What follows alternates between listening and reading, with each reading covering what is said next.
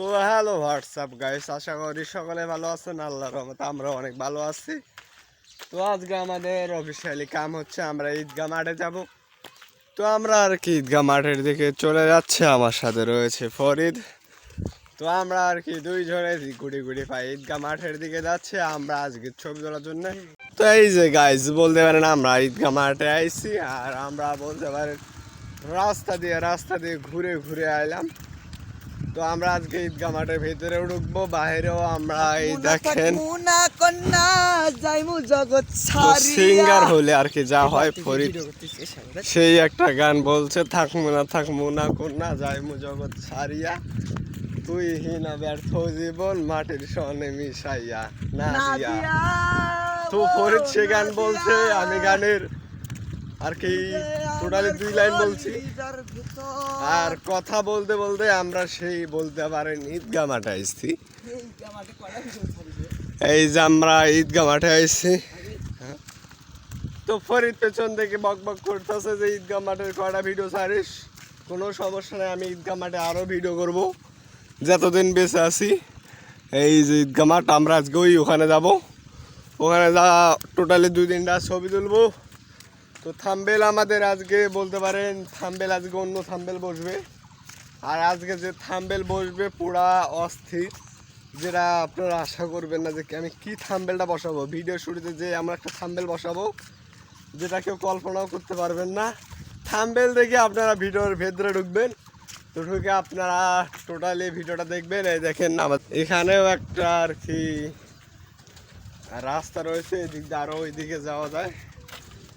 তো আমরা আর কি এখানে আর একটা কথা বলতে হয়, আগামীকাল থেকে সম্ভবত রমজান। আগামীকাল থেকে আপনারা ইনশাল্লাহ প্রতিদিন ডেইলি ব্লগ পাবেন। আর ডেইলি ব্লগ পেতে গেলে আপনাদের কী করা দরকার, অবশ্যই ভিডিওটাতে শেয়ার করা দরকার, কমেন্ট করা দরকার।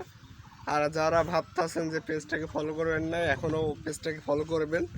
তো তাড়াতাড়ি পেজটাকে ফলো দিয়ে নেন। আর বলতে পারেন যে হচ্ছে আমি এখন থেকে প্রায় এক মাস আমি প্রতিদিন ডেইলি ব্লগ দেবো। পুরো রমজানটা আমার ব্লগ আর কি থাকবে আমার পেজে, আমার ইউটিউব পেজেও আপনারা ব্লগ দেখতে পারবেন। আর আমার ইউটিউব পেজের নাম হচ্ছে আবির কিং।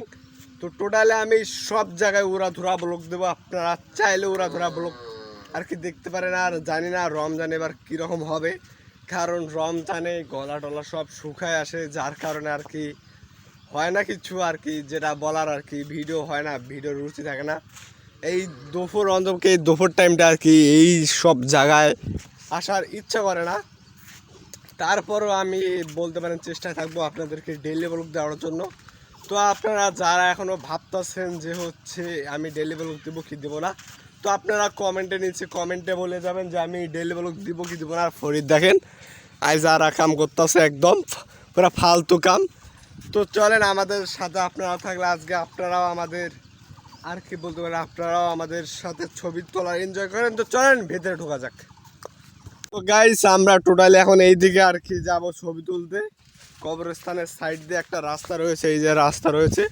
তো আমরা এই দিকে এখন ছবি তুলো। আমার পেছনে ফরিদ রয়েছে, তার সাইডে ভুট্টা খেত রয়েছে, আর ওই সাইডে বলতে পারেন ধান খেত রয়েছে। দাঁড়ান আপনাদেরকে এই দেখেন এখানে ধান খেত, এই যে। তো এখান থেকেও দেখেন পুরা অস্থির, সূর্যটা আর কি অস্থির।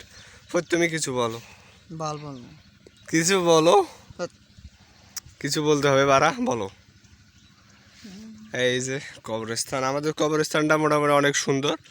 তো আমরা দুইজনে আর কি কবরস্থান দেখতে আসি। কিছুদিন আগে একটা লোক মারা গেছিল, তার ওটা মনে হয় নতুন কবর, ঠিক না?